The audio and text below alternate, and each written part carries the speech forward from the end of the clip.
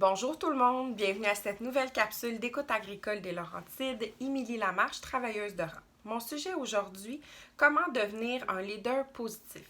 Comme agriculteur, vous avez plusieurs rôles, mais souvent quand vous êtes un chef d'entreprise, vous avez aussi le rôle de boss, donc vous devez gérer des employés. Pour certains, ça va bien, ça se fait facilement, pour d'autres, c'est plus ardu.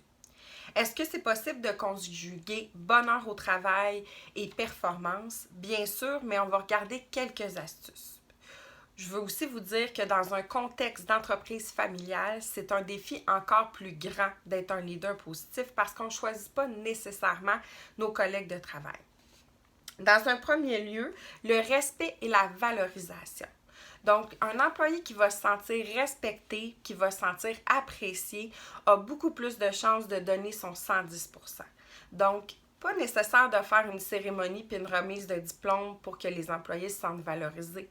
Des petits commentaires simples comme t'es efficace à matin, t'as fait une bonne job, wow, l'étable est vraiment propre, on a augmenté notre production, les paniers sont vraiment beaux. Bon, je dis un peu n'importe quoi, mais peu importe les compliments, pour sentir que l'autre est valorisé, ça va favoriser aussi les saines relations au travail. Deuxièmement, comprendre le sens du travail accroît la motivation.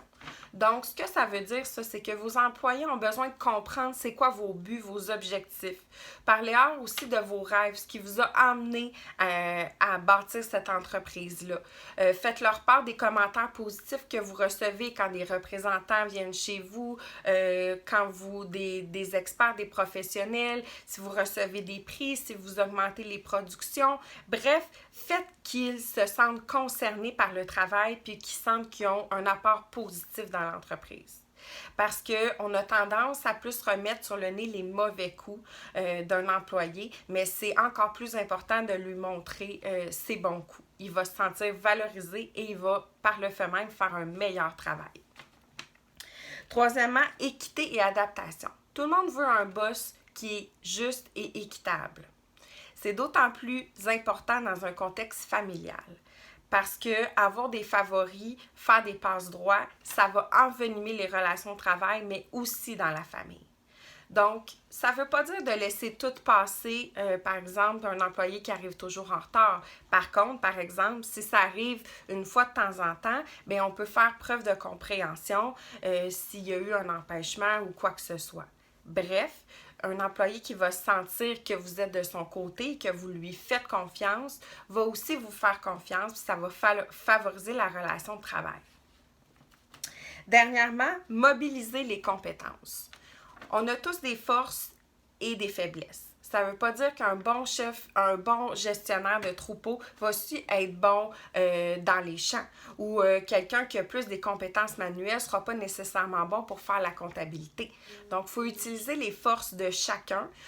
Non seulement l'entreprise va être gagnante, mais chaque personne va se sentir bien. Comme je vous disais tantôt, encore plus important dans un contexte familial, puisqu'on n'a pas choisi nos collègues. Donc, on n'a pas été chercher telle personne pour telle force et telle personne pour telle force. Donc, il est d'autant plus important d'apprendre à connaître chaque personne, puis de voir ses compétences, puis de lui donner des responsabilités qui le motivent et dont il y a aussi les compétences pour le faire.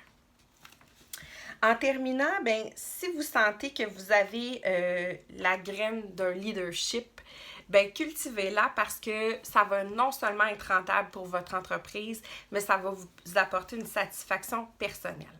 En terminant, ma collègue et moi, on avait envie de vous dire un gros merci pour votre bon travail. On vous trouve bon, on vous apprécie beaucoup. Puis ça nous fait toujours plaisir de vous parler. Donc, tout ça pour vous dire, n'hésitez pas à nous communiquer. Anne et moi, on est là pour vous. Merci, bonne journée.